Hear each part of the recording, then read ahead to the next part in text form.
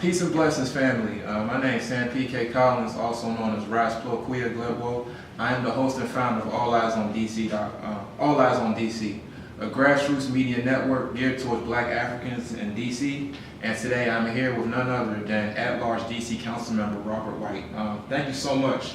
Glad to be here. Just giving me the opportunity to speak with you and build with you on what's anticipated to be a really momentous occasion this coming weekend, DC Emancipation Day. That's right. You know, almost 160 years ago, 3,000 enslaved Africans were pretty much emancipated through a law by Abraham Lincoln. From what I understand, 8 or 9 months before the actual Emancipation Proclamation.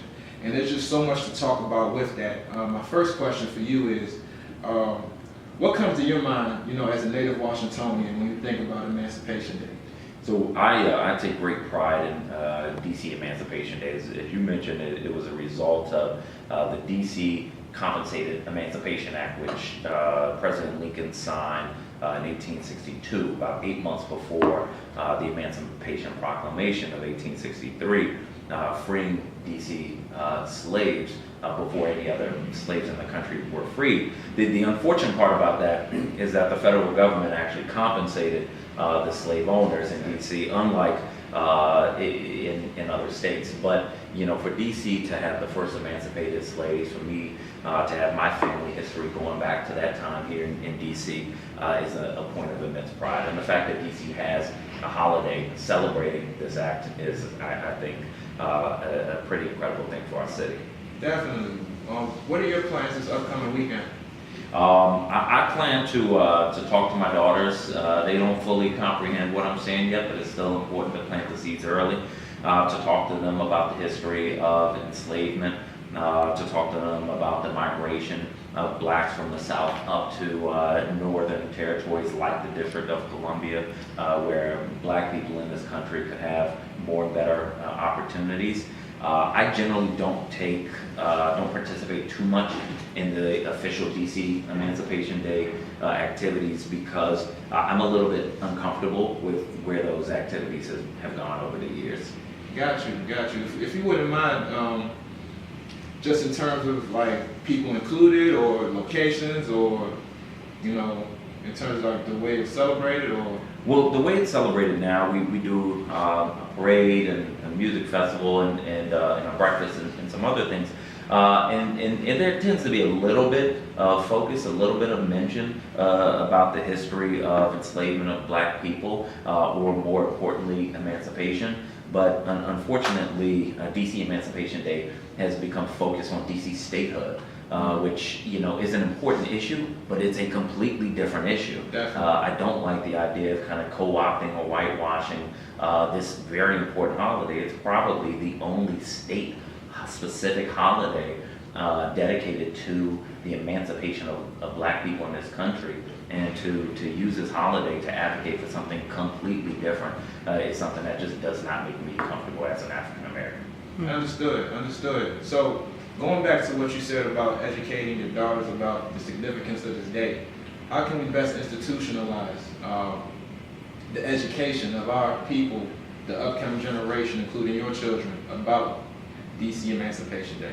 Well, you know, I think the most important thing first is to understand the history, and the history includes the good and the bad. You know, the great things that have happened since emancipation. You know, credit to everybody, regardless of race or creed, who fought for the emancipation of black people, but also making sure that my daughters understand the history of enslavement, of segregation, of Jim Crow, of continuing discrimination and economic instability of African Americans, and where that history comes from. And I think so often black people don't realize why in present day our communities look the way they do in terms of poverty, in terms of over-incarceration, all the way down to the nicknames that we have for folks in the neighborhoods. And so I want to make sure that my daughter, my family understands that history, understands where we are, how we got here, and that the story is not finished. You know, in the span of history, where we are right now, 2019, will not be in the history books of like full freedom and equality of African Americans. My hope is that we're going to get there at some point, but that the efforts that we are making today, and I have to take responsibility as well as an elected official, that the efforts that we are making today will continue to lead African Americans to a place of full equality. Definitely. You brought up some really great points about the financial piece, the economic piece, and it's very touching to me how you went beyond enslavement and just mentioning how African Americans have been disenfranchised on and on and on. And I just want to, segue that to speak about your legislation recently about the financial literacy piece, for juniors and seniors in high school. Just given that relatively we have more opportunities as a people these days, why is that significant for our teenagers to know how to best navigate that system?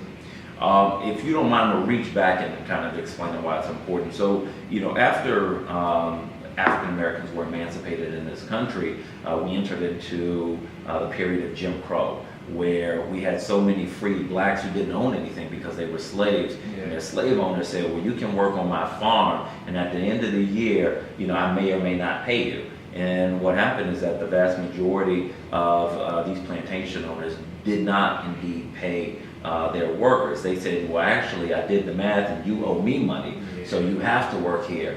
You legally could not defend yourself. You couldn't second guess the math and calculations of a white person. You could be beaten, you could be killed, and there'd be no repercussions. And so African Americans really had nothing.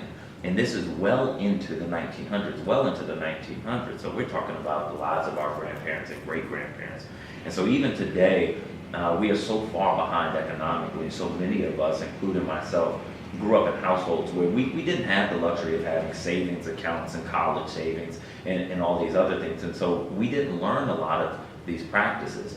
And so for our young people graduating high school, getting ready to move into adulthood in the real world, they got to understand how to balance a checkbook, what savings and loans are, what the FAFSA is, different ways to possibly pay for college, planning for retirement, all these things that many of us didn't learn growing up, but are important life skills that we have to have so that we can pass on to the future generations and continue our economic progress. So what's the current status of that bill? I know it got introduced last week from what I recall, so it's currently in committee? Yeah, so I just introduced the bill less than a week ago. It was referred to the Education Committee. I've had a quick preliminary conversation with David Grasso, the chair of that committee. He's interested in the bill. He told me he has a couple concerns.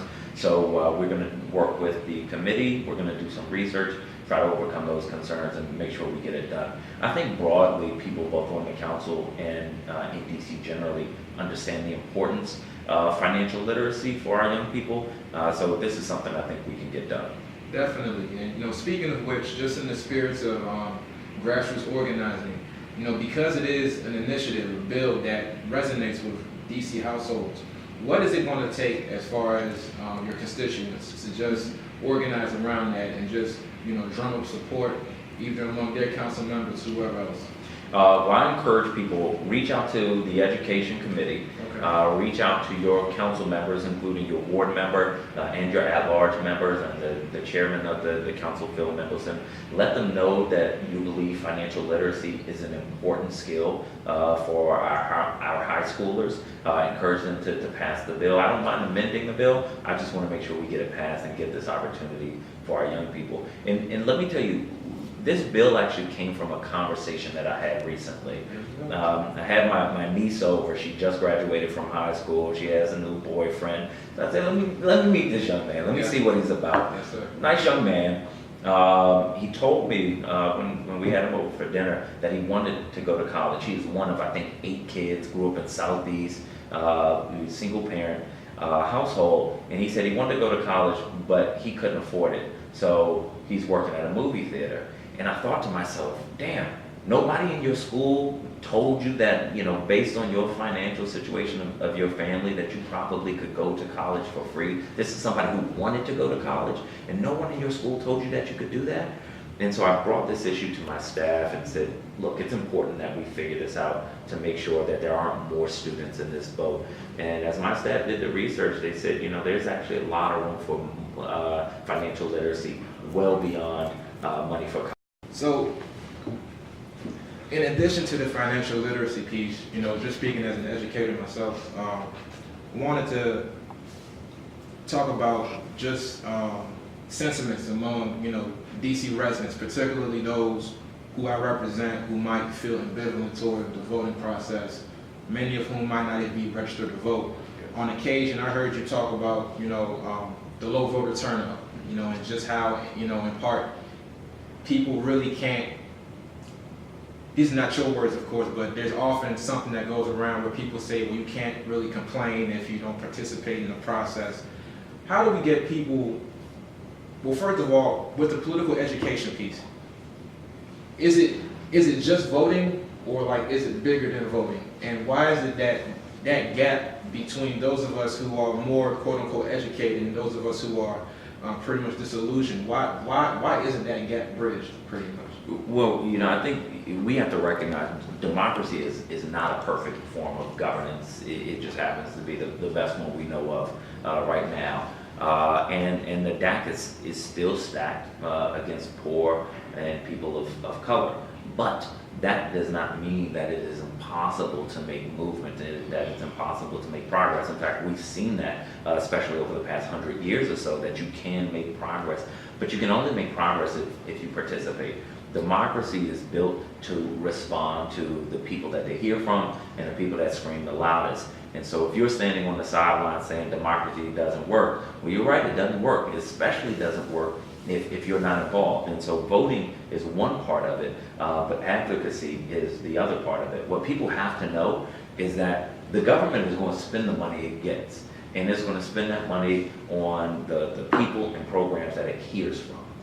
Government is almost never going to fund something that hasn't been brought to them by constituents. And so people have to get active, they have to stay active, they have to hold people accountable, let them know, look, if you're not spending on things that benefit my community, we're going to mobilize to get you out of office. There's so much power that everyday people have that is unused. But some people do use the power that they have. And so they get more and more and more from their communities, and we see more of a disparity in poor communities and communities of color. And that's just something that we have to fix. Definitely. What does advocacy entail? If I had an issue that I wanted to approach either you or any of your colleagues about over a long period of time, what would, I guess not the ideal strategy, but what different types of strategy can I implement? Well, there are a few things you can do. One, most basic thing, reach out to your elected representatives. Tell them that there's a problem in your community. Tell them that there's a program that you want funded. If you got a little more time, reach out to them every week or two and say, hey, I want to check the status on this request that I made of you. If you have even more time, then work to get some other people to do the same thing. Once you start putting on numbers in terms of the number of times that you contacted your elected representatives and the number of people who have contacted them, you're really going to see momentum. And I think that in that way you can get laws passed, you can get programs funded, you can get attention put on specific problems in the community. It does work. It's not easy. If it was easy, everybody would do it and everything would be fixed. Yeah. But those who commit the time, the efforts to making democracy work, it does work. And when we don't participate, unfortunately, it doesn't work well for us. Definitely. What about council hearings?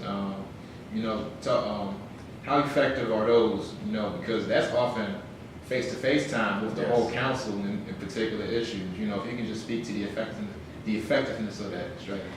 Showing up to council hearings and testifying is one of the most important things you can do. That's local government at its best. And I don't want people to come testify one time about one issue, not see the progress they want, and then say, oh, the system doesn't work. The system is not made to respond immediately to everything. Every once in a while, somebody will come one time, testify about an issue, and then we'll get the attention of the government, and the government will find a way to try to fix or resolve the issue. But most of the time, we see sustained advocacy on an issue, or there might be 10, 12 people who come to testify about a single issue. And when that happens, it gets very difficult for the government to ignore it. Even things that might be shoved to the side at first, once you start to see repeated testimony or hear from somebody repeated times, you will probably start to see movement on that issue. A couple of issues come to mind to me for that. Many thanks. The reason why I ask these questions, the monthly shows that we do at Sankofa, in the last year or so, we just touched on hard topics. One of them being political representation, how to best use your political power. Just because the people who I appeal to, or the people who I talk to as a journalist, they, I'm not saying, they have their own perspective and they've been disillusioned, of course. My next question, and this one speaks to your chairmanship of the Government Operations Committee. I just wanted to learn more about that. What is government operations? What does that entail when you're speaking of that? So my committee is a committee on facilities and procurement. Okay. And what we have jurisdiction over is almost all buildings and land owned by the DC government, and the vast majority of procurements, which means basically the things that government buys, from copy paper to cars. Those things flow through my committee. We also have jurisdiction over the Office of the Advisory Neighborhood Commission and Returning Citizens. And so in that way, we have a lot of influence over how we maintain facilities here in DC, what our schools look like, how we fund the maintenance of our schools or public buildings, but also how we contract and what we buy. But more important to me than what we build or what we buy is who builds it and who we buy it from. So I focus on making sure that as much as possible we employ and empower minority-owned and women-owned businesses, both in construction and in procurement, because local government is our best opportunity to equalize the playing field. For historic reasons, most companies, most larger companies, tend to be white male-owned. And so we have some catch up to do for people of color and for women. And the only way we start to catch up is if the government really puts its money where its mouth is and say, we believe in hiring and utilizing minority-owned and women-owned businesses. And so I push those issues really hard in my committee. No problem. Before we wrap up, any projects or ongoing endeavors in that regard that you have coming up that you can reveal right now?